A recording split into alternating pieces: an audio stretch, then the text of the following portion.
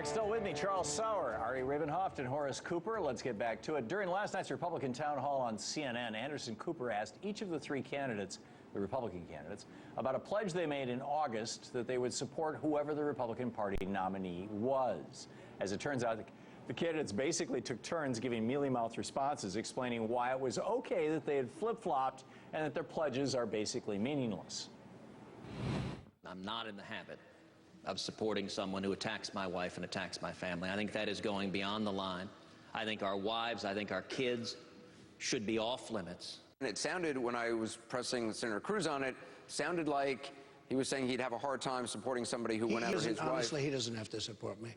I'm not asking for his support. I want the people's support. Do you continue to pledge whoever the Republican nominee is? No, I don't anymore. Look, you don't? No, we'll see who it is. You won't promise to support the Republican nominee? And he was essentially saying the same thing. I have to think about what my word and endorsement would mean in a presidential campaign.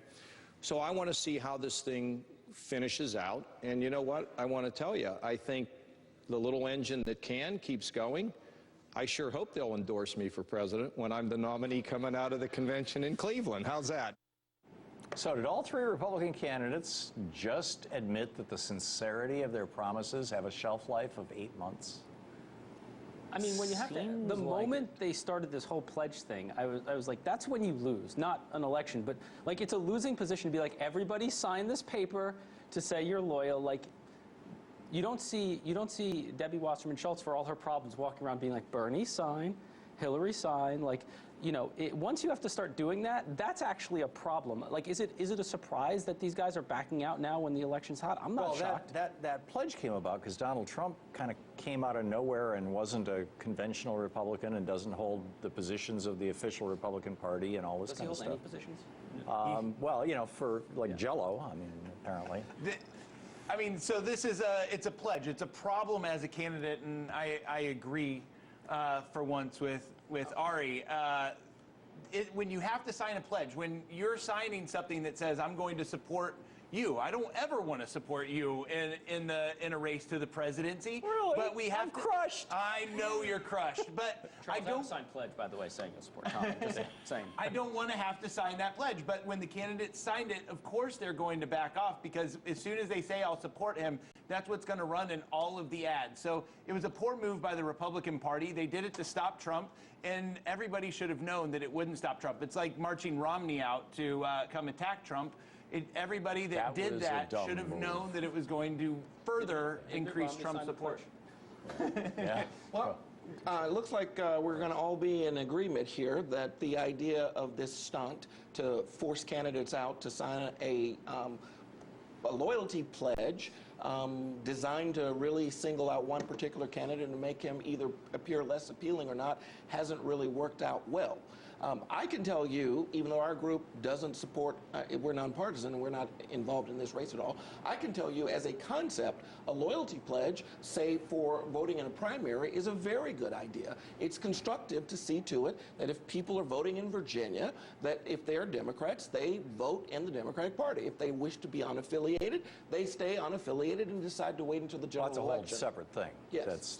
So there's a value to it, but not this one. Well, I mean, look, this was a stunt from the beginning to have that moment on the stage. Everyone raise your hand except Donald Trump, and he goes, "Oh, I'm gonna," and they were like, "Oh, he won't sign. It'll create problems in his campaign." And like Donald Trump has never cared about lying, and why is he going to care about lying about this? And why, if I'm Ted Cruz or John Kasich, why should I keep that vow? Yeah, and on that point, we'll move along.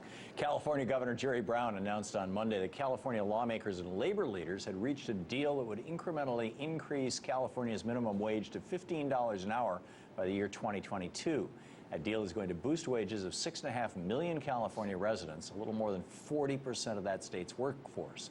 But if the minimum wage tracked with productivity like it did before 1968, the minimum wage would have reached $21.72 in 2012, according to the Center for Economic and Policy Research. So shouldn't I be. love this. California is the place where awful and bad ideas thrive and prosper. Now, the beauty for me is to watch. Like Apple and Microsoft. To watch. Oh, they're going to be leaving soon. I just spent a few days in Austin, and it is becoming the new Silicon Valley. And the reason it is precisely because the government has the. Yes, I will put some money on that. Apple and Microsoft leave by what date? Oh, Apple and Microsoft are eventually going to leave California, even if they're the last ones. Apple and Google. Sorry, Microsoft is Seattle. Yeah. Apple and Google. What date? Let me make my point. Hey, Ari's a betting man. He will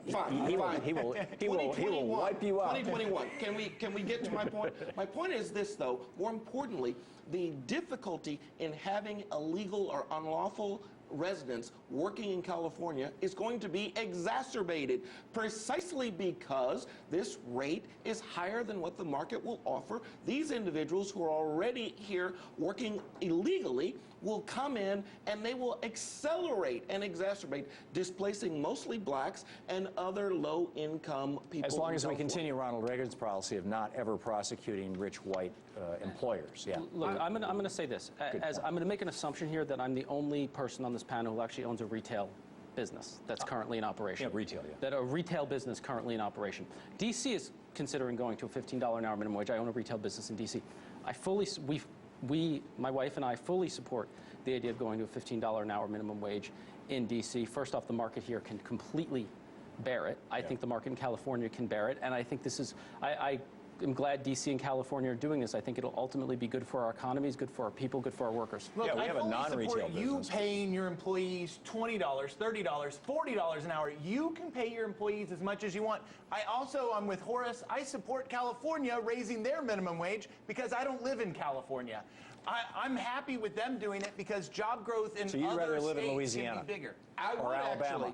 I absolutely would. Yes, this is where the job growth is. If you want to, be ahead, let's compare Kansas. This is where the disease Let's compare Kansas and California. Pick an economy over the last 5 years. Which one do you choose? I think hands down you choose California on every single statistic. And look at what they're trying to do to it. They're trying to exacerbate employment problems that they already have. Kansas has had a short-term period where there's some economic and budgetary instability. California has had a lifetime of it. Yeah, California is a real problem. The seventh largest economy in the world. 25 it's such a crisis. And it is just a question of when do they enter it again. Nothing works in California. They got a balanced budget. Today, the state is doing well. So Liberal Governor Jerry Brown, who's doing all this stuff, balanced budget. Conservative fantasy land run by Sam Brownback. What's going on there fiscally? Actually, they have a balanced budget, too, because the Constitution requires it. Yes, right. So they do have a balanced budget. Borrow like crazy to make it happen, just like Bobby Jindal did down in Louisiana. Same thing, left $1 billion disaster to John Bel Edwards. They have a balanced budget as well. Recently, yeah, right. Actually, the only state in the union that doesn't require a balanced budget in their Constitution is Vermont. Interestingly enough. Anyhow, recently on the Last Word with Lawrence O'Donnell, an MSNBC reporter let the cat out of the bag and admitted what we all already knew. MSNBC and other reporters have been giving softball interviews to Donald Trump to make sure that they can continue to get interviews with the real estate mogul. So Charlie Sykes, he took his opportunity. He knew it was going to be a one and done. He does not have to go back to Donald Trump ever again. People who are on the beat, people who work for our network, they have to keep that relationship going for a long, long time. Charlie did not have that burden, and as a result, he had the luxury of being incredibly blistering. Well, I don't think the fact that you have to cover Donald Trump means that you then play softball with him so that you can guarantee he will speak to you another time. Once the mission of an interview is to get the next interview with the same person, we know how soft that interview is going to be. Yeah. Isn't this one big argument for bringing back the fairness doctrine, reinstating the requirements that broadcasters air programming that's actually in the public interest, rather than just trying to jack up ratings and profits? As long as I get to decide. Sorry, you can go ahead. No. I'm agreeing with Charles. This puts the government in that role. Now, what Charlie said, and what I would agree, is if I get to be the arbiter of what is balanced and fair, great, let's bring it back. We desperately do not need to have Washington, D.C. decide whether or not a news program is fair and balanced. We don't need Washington, D.C., we don't need Vermont, we don't need Kansas or California to decide. We need the people that watch the shows to decide what they want to watch and the news that they want to get. People don't watch MSNBC because they're an awful news station. So you want more reality TV news? I mean, Look, first off, that's what you think of the people, is that they only want reality TV? I think that that's wrong. I worked in real news. I was a news. I worked in radio news from 1970 to 1978. I'm familiar with the news business. I'm familiar with how it was before the Fairness Doctrine and how it's been since the Fairness Doctrine, and it's radically different. And it has turned into crap. It's turned into infotainment. There is no way the Fairness Doctrine could apply to MSNBC, CNN, or Fox, because they're not over-the-air broadcasters. And the authority that the government had with the Fairness Doctrine came with the radio and TV broadcasting. You're right about that, except that it could provide a moral force of some sort. But you're right. They don't have to renew their licenses. Ari, look, I think first off, this is evidence of terrible reporting at MSNBC and a bunch of other networks, and that reporter deserves a pat in the back for being honest and a metaphorical slap in the face for behaving like that during a press conference. Chuck Todd said the same thing 6 months ago when he was interviewing who was it? Barack Obama? No. I mean, look, this is a problem beyond the Fairness Doctrine. This dynamic is so toxic and insidious. You allow candidates to get away with stuff because you need them for ratings. And that is actually the reality TV problem you pointed out is the problem. Trump gets a softball because people want Trump because Trump drives ratings, and they know Trump is a vindictive guy who won't come on you if you don't treat me fairly. I'm not coming on you. It's the greatest example of the worst part of the whole thing. You're not putting this genie back. We just have a minute and a half here. I want to wrap up with the D.C. Madam. The specter of the D.C. Madam has appeared to cast its shadow over the 2016 election. On Monday, one of the Madam's former attorneys has filed an application asking the U.S. Supreme Court to allow him to release records pertaining to her escort service because the records could be relevant to the 2016 presidential election. Really? This is starting to get really interesting without going through the whole setup here. He's basically saying that he's got proof that at least one of the candidates for president was... And it's got to be a Republican, because God knows you Democrats and progressives believe in all of this kind of aberrant A, I doubt Hillary Clinton is hiring an escort service, and B, I doubt Bernie Sanders has the money. Why is Hillary not doing it? Is that a sexist comment? And I think that Bernie does have the money. No, he's really not. He's one of the only people in the Senate who's not a millionaire. Could I tell you the truth? Right? No, not barely. $600,000 net worth. Okay, $600,000. And it's his house and his retirement pension from the Senate. God forbid. Yeah, God forbid. Oh, man. Here's the thing. I find this purely interesting, but I kind of don't care.